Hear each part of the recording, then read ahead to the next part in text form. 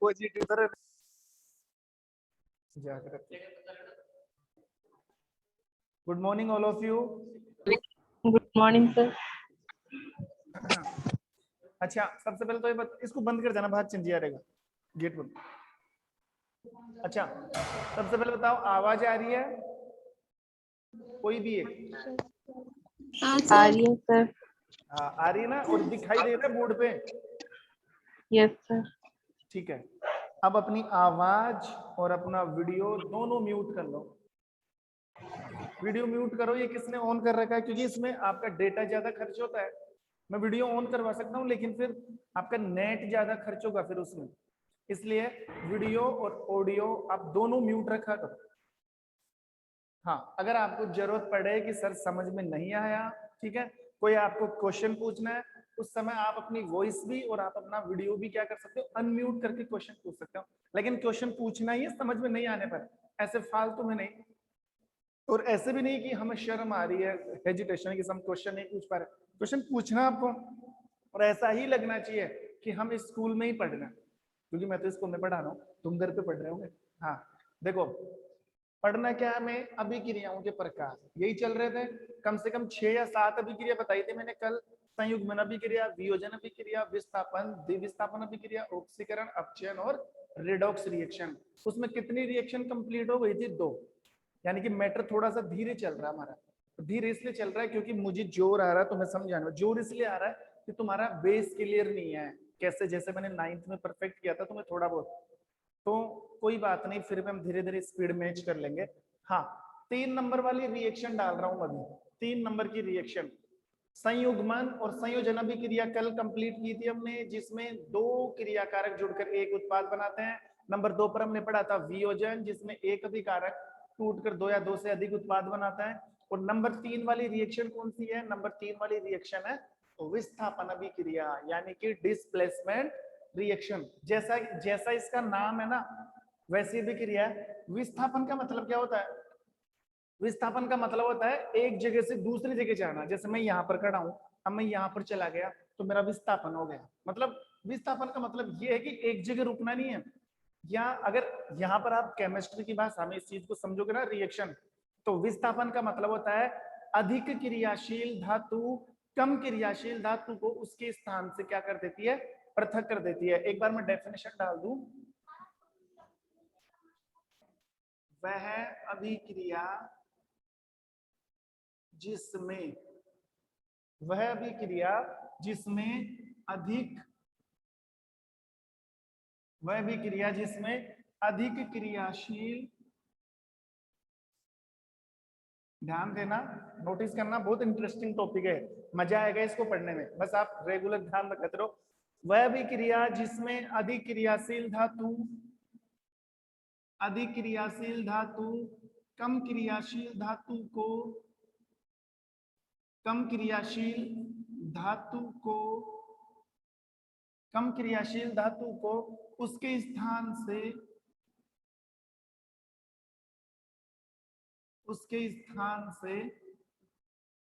पृथक कर दे। कौन सी भी क्रिया कहलाती है? विस्थापन अभिक्रिया। एक बार नोटिस करो, वह अभिक्रिया जिसमें अधिक क्रियाशील का मतलब है जो ज्यादा पावरफुल मेटल होगी ना, ज्यादा क्रियाशील धातु, वो कम क्रियाशील धातु को हटा सकती है। वो तो वही वाली बात हो गई कि मान लो एक तरफ मोटा आदमी है, एक तरफ पतला आदमी है, तो पतले की क्या चलेगी बेचारे के, मोटे के हाथ, वो उसको आराम से पकड़ के हटा देगा। एक मोटी लड़की, एक पतली लड़की, ये पकड़ के ले हटे, यहाँ से साइड में हो जाए, ठीक है। तो वो वाली बात होगी। अधिक क्रियाशील धातु कम क्रियाशील धातु को क्या कर सकती है? उसके स्थान से पृथक कर देती है। ऐसी अभिक्रियाओं को कहा जाता है विस्थापन अभिक्रिया। अब यहां से दूसरा क्वेश्चन ये उठेगा कि सर हमें कैसे पता लगेगा कि कौन सी धातु क्रियाशील है, कौन सी धातु कम क्रियाशील है और कौन सी धातु मध्यम क्रियाशील है? देखो, धातुओं को 3 टाइप से बांटा गया है, 3 तरीके से धातुओं को बांटा गया है। अधिक क्रियाशील, नीचे नीचे कम क्रियाशील, एक बीच वाली आ गई, मतलब दोनों की बीच वाली। अधिक क्रियाशील, मध्यम क्रियाशील और सबसे नीचे मतलब सबसे कम क्रियाशील। तो ये हमें कैसे पता लगेगा? हमें कैसे पता लगेगा कि कौन सी धातु ज्यादा एक्टिव है? हमें कैसे पता लगेगा कि कौन सी धातु कम एक्टिव है? और कौन सी धातु बीच वाली है।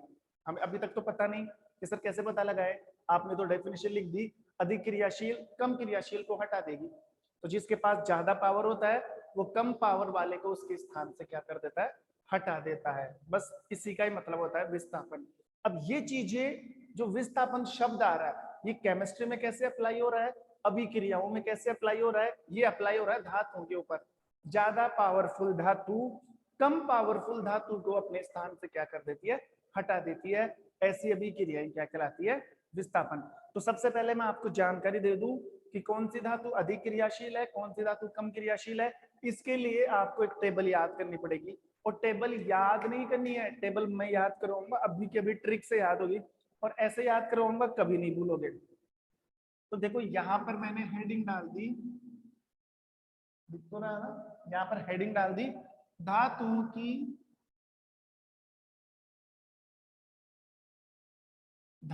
की क्रियाशीलता का क्रम।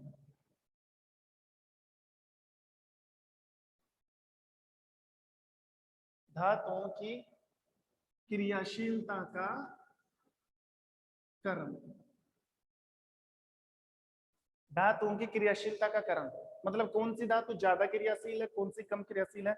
1 मिनट, इंक भी नहीं है यहाँ पे, चलो देखते हैं।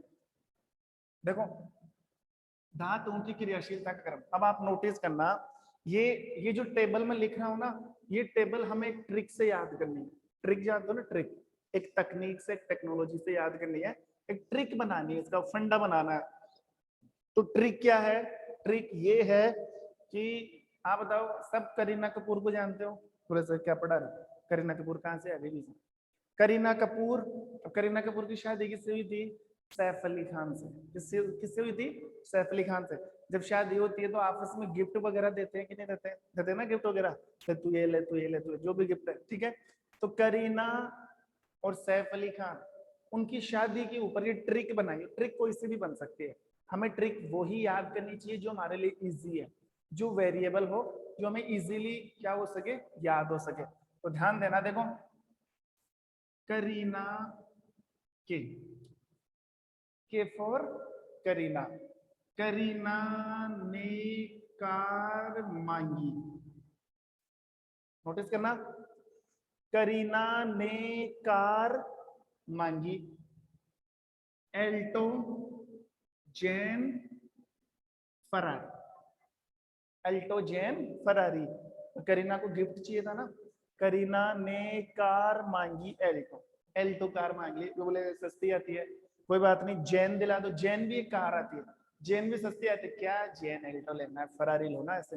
करीना ने कार मांगी एल्टो जैन फरारी। अब फरारी मांग ली, फरारी आती करोड़ों में। ये सुनकर करीना ने कार मांगी एल्टो जैन फरारी, सुन, ये ऐसा है ना, ऐसा है, सुन पटौदी भैया। पटौदी भैया कौन है, सैफ अली खान, क्योंकि वो पटौदी खानदान से, नवाबों के खानदान, तो उसको पटौदी भैया, पीबी, ये पीबी है। सुन पटौदी भैया ने हंसकर कल्टी मारी, बोले कार दिलाऊंगा क्या, वो भी फरारी। सुन पटौदी भैया ने हंसकर कल्टी मारी, हे गर्ल, हे गर्ल आजा तुझे गोल्ड दिला दूं, हे गर्ल आजा तुझे गोल्ड दिला दूं। वापस आओ, करीना ने कार मांगी एल्टो जैन फरारी। आवाज बंद करो, आवाज बंद करो। करीना ने कार मांगी अल्टो जैन फरारी, सुन पटौदी भैया ने हंसकर कल्टी मारी, हंसकर कल्टी मारी, हे गर्ल आजा तुझे गोल्ड दिला दूं। अब नोटिस करना ध्यान से, के for potassium, it's not a Kareena. हाँ ये करीना नहीं है, करीना चिपका ही आ जाओ ऐसे। करीना तो ट्रिक का नाम लिया है, के का मतलब है पोटाशियम, यहाँ पर के का मतलब क्या है, पोटाशियम।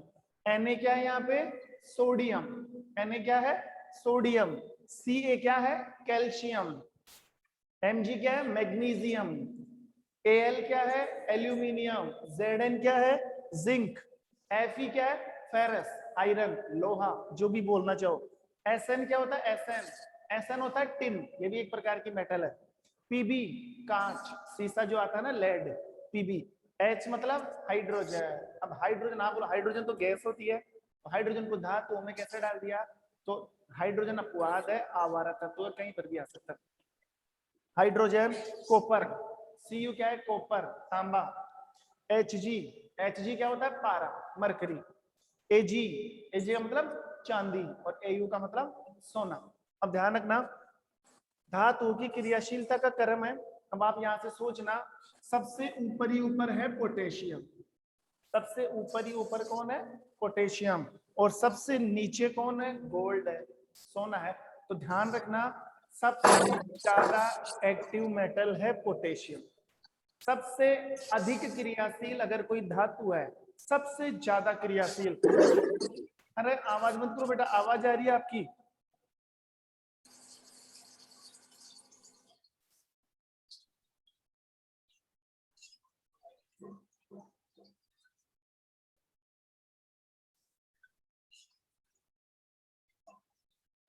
उज्जवल, आवाज बंद करो। और ये कौन है? महाकाल। आवाज बंद करो बेटा। ठीक है, देखो ये ट्रिक हो गई। एक बार मैं लिख देता हूँ इसको, तुम भूल जाओगे। वैसे तो मैं नोट्स में लिख दूंगा यहाँ पे, के मीन्स करीना, लेकिन ये आपको एक याद करने का तरीका है। करीना ने कार मांगी, एल्टो जेन फरारी, सुन पटोदे भाई अने अस्कर करती मारी, ये गल आजा तुझे गोल्ड दिला दूं। ठीक है, ये पोटेशियम, ठीक है, सोडियम, कैल्शियम, ये मैग्नीशियम, एल्यूमिनियम, जिंक, लोहा, फेरस भी बोल सकते हो, टिन, लेड, शीशा भी बोल सकते हो, एच, हाइड्रोजन, एच क्या होगी? हाइड्रोजन। Cu क्या है? कॉपर, तांबा। Hg क्या है? मरकरी, पारा। और Ag क्या है? चांदी। और Au क्या है? सोना। अब देखो, ध्यान देना, सबसे अधिक क्रियाशील धातु है पोटेशियम, उससे कम सोडियम, उससे कम। ऊपर से अगर नीचे आएंगे ना, ऊपर से अगर हम नीचे चल रहे हैं, तो ध्यान रखना, अगर हम ऊपर से नीचे आ रहे हैं तो धातुओं की क्रियाशीलता का क्रम बढ़ रहा है कि घट रहा है? घट रहा है, क्योंकि ऊपर वाली सबसे अधिक क्रियाशील है। जैसे ही नीचे आते जाओगे, धातुओं की क्रियाशीलता का क्रम घटता जाएगा। ऊपर से नीचे आने पर धातुओं की क्रियाशीलता का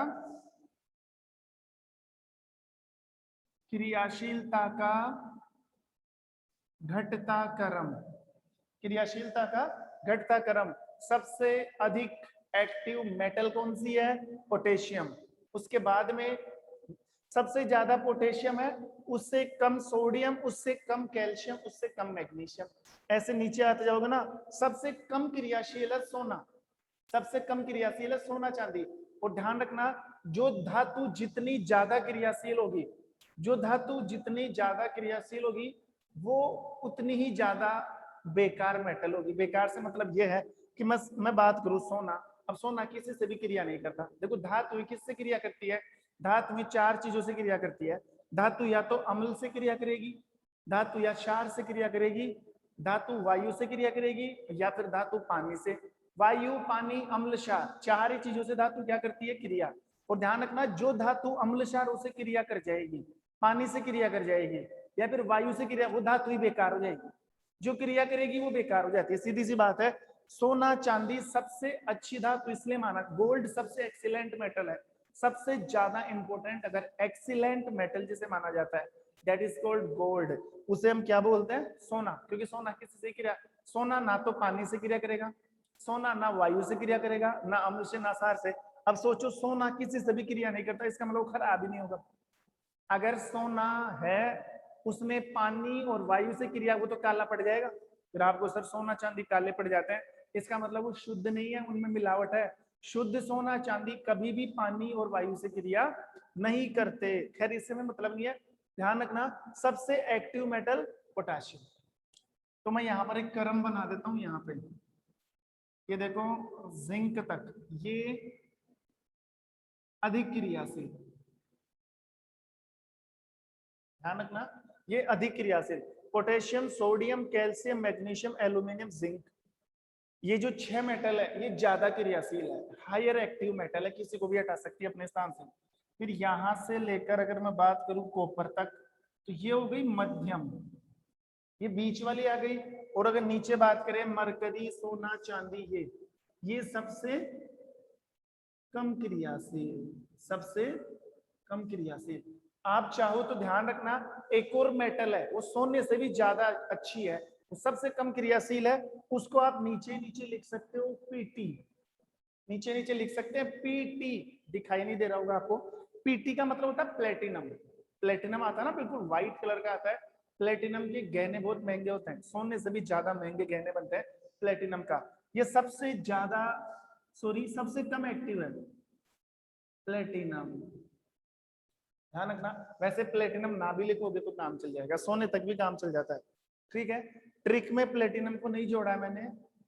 करीना ने कार मांगी, अल्टोजन सुन पटोदी मैंने अस्कर कल्टी मारी है, गल आजा तुझे गोल्ड दिला दूं। तो ये याद रख लेना कि लास्ट में प्लेटिनम ऐड करना, पीटी, ठीक है। ये धातुओं की क्रियाशीलता का क्रम समझ में आ गया होगा और अच्छे से तुम्हारे माइंड में सेट हो चुका होगा कौन सी धातु अधिक क्रियाशील है और कौन सी धातु कम क्रियाशील है, ठीक है। अब ये जो डेफिनेशन है ना, इसको मैं अप्लाई करता हूं विद एग्जांपल्स। कुछ एग्जांपल दे रहा हूं। मान लो यहां पर मैं तुम्हारे सामने 6 रिएक्शन लिख रहा हूं और तुम्हें पहचानना है कौन सी भी क्रिया पूरी होगी, कौन सी भी क्रिया पूरी नहीं होगी, ठीक है। सबसे पहले मैं रिएक्शन डालू, जिंक की अभिक्रिया करवानी है कॉपर से, सॉरी कॉपर सल्फेट से। फिर जिंक की अभिक्रिया करवानी है फेरस सल्फेट से। किससे करवानी है? फेरस सल्फेट से। फिर Fe की अभिक्रिया करवानी है कॉपर सल्फेट से, ठीक है। Fe की अभिक्रिया करवानी है जिंक सल्फेट से।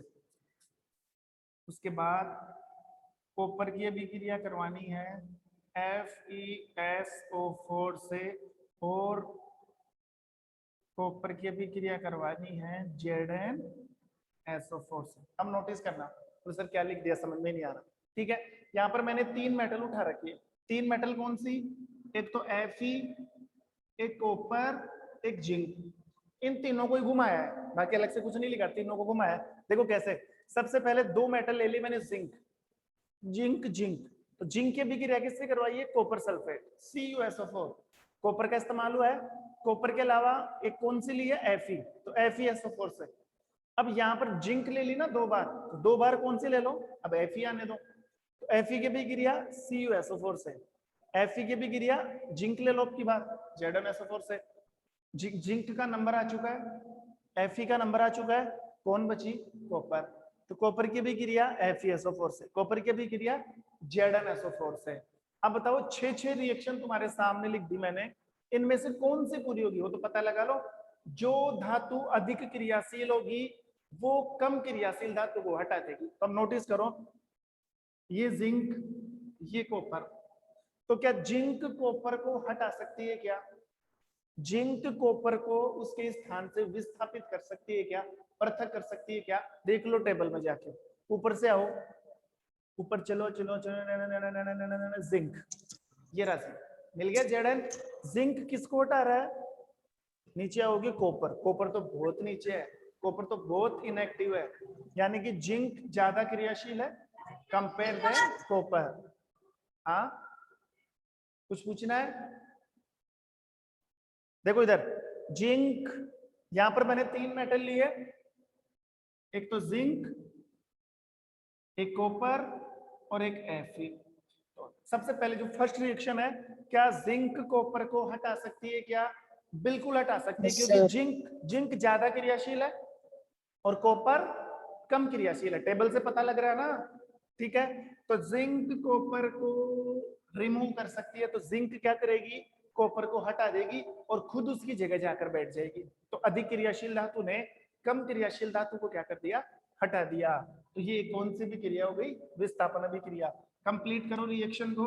जिंक इसकी जगह जाकर बैठेगा तो क्या बनेगा, Zn, कॉपर हट गया ना, Zn के साथ क्या आएगा, SO4। साइड में निकाल दो किसको, कॉपर को। आ रहा होगा समझ में, जिंक ने कॉपर को क्या कर दिया, हटा दिया। खुद इसके साथ बैठेगा तो कॉपर की जगह Zn, तो क्या बन गया, ZnSO4। यहां से किसको निकाला गया, कॉपर को, ठीक है। अब ऐसे कैसे आप दूसरी रिएक्शन को चेक करो, क्या जिंक Fe को हटा सकती है क्या, चेक करो। ये रहा जिंक, ये रहा Fe, पास पास में ही है, लेकिन ज्यादा एक्टिव कौन है, जिंक है। ज्यादा एक्टिव कौन है, जिंक। तो जिंक कॉपर को Fe को, सॉरी, जिंक Fe को क्या कर सकता है, रिमूव कर सकता है, डिस्प्लेस्ड कर सकता है। तो लिख दो यहाँ पर ZnSO4, साइड में किसको निकालूं, Fe को। किसको निकाल दिया। अब बताओ रिएक्शन नंबर 3 कंप्लीट होगी। Fe यहाँ पर कौन है, कॉपर, तो ये रहा Fe, ये रहा कॉपर, हो सकती है, कंप्लीट होगी बिल्कुल। Fe is higher active metal compared than copper, so please disconnect the in this place। ये इजीली इसको क्या कर सकता है, डिस्प्लेस कर सकता है, Fe कॉपर को हटा सकता है। तो Fe की जगह, सॉरी, कॉपर की जगह जाएगा Fe और कॉपर होगा रिमूव। तो क्या बनेगा, FeSO4 प्लस Cu। कॉपर तो सबसे कम एक्टिव है इन तीनों में से। क्या Fe जिंक को हटा सकता है क्या। चौथी रिएक्शन को नोटिस करो, नोटिस टू फोर्थ रिएक्शन, ठीक है। ये रहा Fe, ये रहा जिंक। अब टेबल में जाओ, Fe जिंक नहीं हो सकती। नंबर 4 रिएक्शन कंप्लीट नहीं होगी, क्योंकि Fe कम एक्टिव है जबकि जिंक ज्यादा एक्टिव है। तो कैसे पूरी होगी बताओ, जबकि डेफिनेशन में क्या पढ़ रहे हैं हम, वह भी क्रिया जिसमें अधिक क्रियाशील धातु कम क्रियाशील धातु को क्या करेगी, हटाएगी। तो यहाँ पर तो ज्यादा क्रियाशील कौन है, जिंक। तो Fe इसको चाहकर भी नहीं हटा सकती। तो ये अभी क्रिया कंप्लीट नहीं होगी, नेवर कैन बी कंप्लीटेड, ठीक है। क्या कॉपर Fe को हटा सकता है, क्या कॉपर Fe को हटा सकता है। ये रहा कॉपर, ये रहा Fe, नहीं। कॉपर तो वैसे ही बहुत ज्यादा, सॉरी, वैसे ही बहुत कम एक्टिव है, और Fe तो इससे ज्यादा एक्टिव है, तो इसको नहीं हटा सकता। तो ये अभी क्रिया भी कंप्लीट नहीं होगी। इसमें देखो, क्या कॉपर जिंक को हटा सकता है, क्या सवाल ही पैदा नहीं होता, कहां पर जिंक कहां पर कॉपर। तो ये अभी क्रिया भी कंप्लीट नहीं होगी। इस प्रकार हमने कितनी रिएक्शन पढ़ी, 6 रिएक्शन, और इजीली हम समझ चुके हैं कि कौन सी भी क्रियाएं विस्थापन अभिक्रिया होती है, कौन सी विस्थापन अभिक्रिया नहीं होती। अब बताओ एग्जाम में ऐसे रिएक्शन आ जाए तो आप पता नहीं लगा सकते कौन सी विस्थापन अभिक्रिया। देख लेना कि zinc CuSO4 ZSO copper, copper side में निकला है, इसका मतलब किसी ने कॉपर को हटाया, पता लग जाएगा कि कौन सी भी क्रिया है विस्थापन अभिक्रिया। अब एक थोड़ा सा ध्यान देना, अभी विस्थापन अभिक्रिया को कंप्लीट नहीं कर रहा मैं, थोड़ा सा मेरे को समझाना, इसको मिटा रहा हूँ। सर नीचे क्या सर, सर एक बार ये नीचे क्या लिखा हुआ है, क्या हुआ, एयू के नीचे, बड़ा जोर से बोलो सर, आवाज नहीं आ रही आपकी, अब बोलो। सर एयू के नीचे क्या लिखा हुआ है, इसके नीचे एयू सोना गोल्ड, इसके नीचे। अच्छा, इसके नीचे ये, हाँ हाँ सर, इसके नीचे, इसके नीचे PT प्लेटिनम। ये मैं लिख कर भेज दूंगा नोट्स में, ये उतारने की जरूरत नहीं है, सिर्फ समझो, नोट्स में भेज दूंगा। अब देखो, थोड़ा सा ध्यान देना, इन तीनों रिएक्शन पर ध्यान मत दो, ये तो मैंने तुम्हें सिखाया है, बाकी ऐसे रिएक्शन आती ही नहीं। ये तो तुम्हें समझ आया ना कि विस्थापन अभिक्रिया कौन सी नहीं हो सकती, कौन सी होती है।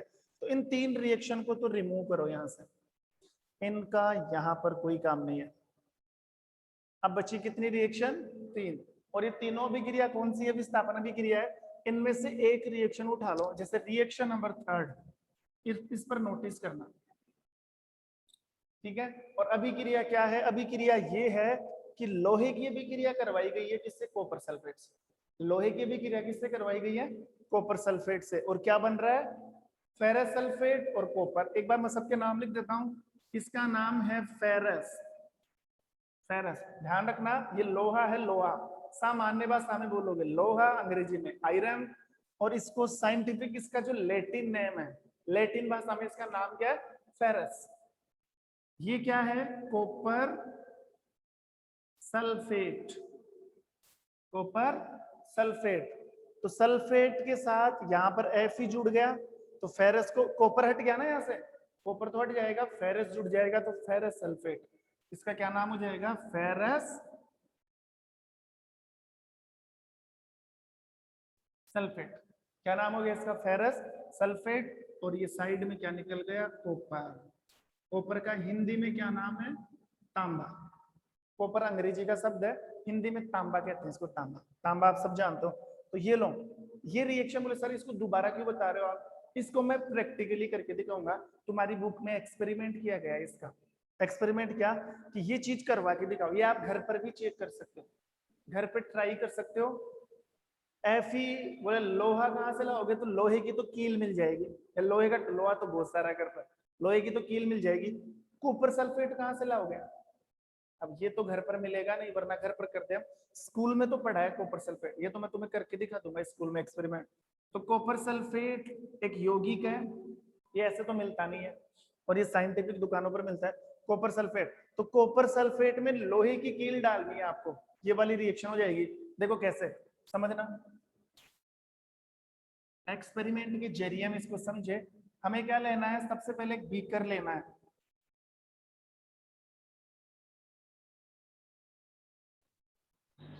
ये लो, सबसे पहले क्या लेना है? बीकर। और बीकर में क्या डालना है? Copper sulphate. बीकर में क्या डालोगे? ये कॉपर सल्फेट है। आवाज आवाज बंद करो, ठीक है। ये है CuSO4। आवाज बंद करो निकिता, आवाज। देखो ये बीकर ले लिया,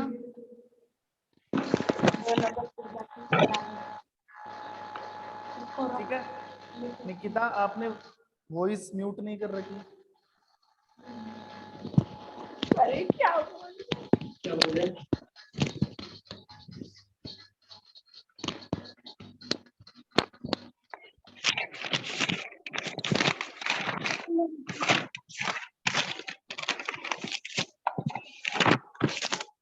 अरे आवाज बंद करो।